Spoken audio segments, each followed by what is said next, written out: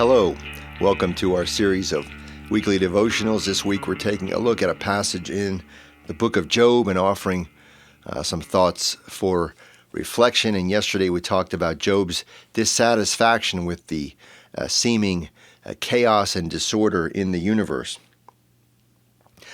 And I'm reminded of a dog that I used to have called Daisy. She liked to get outside and run all over the place. And we used to live on a farm, and there was really no borders to the property. And she used to get out and she would run all over the place in the fields, in the woods, down by the pond, down by the creek. And it would take us hours sometimes to be able to kind of rein her in and get her back inside. And I remember how much of a relief it was when we bought a house that had a backyard with fences in it, a fenced-in backyard, and we could let Daisy out in the backyard, and she could run around like a lunatic to her heart's content, and for hours if she wanted to, and we didn't have to worry that she was going to get away. She was always kind of reined in, and I think about that in terms of Job's concept of the universe. We hear these words from God. God asks, "Who shut in the sea with doors when it burst out from the womb?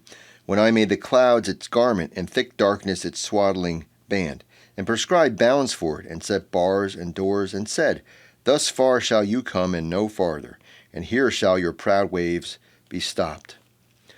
In these particular verses, the writer references the sea, which in ancient antiquity was often sort of a metaphor for chaos, for the randomness of the universe. And here in this passage, we read that God is in control, that even though we may sense disorder and chaos and randomness, that ultimately God has it reined in, that God ultimately is in control of things.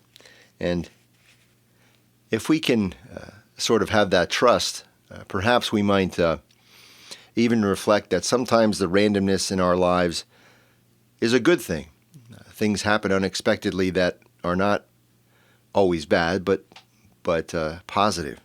And it might also remind us that ultimately we might have a more positive experience in life if we let go of the notion that we can rein in the events in our lives, that we can control them.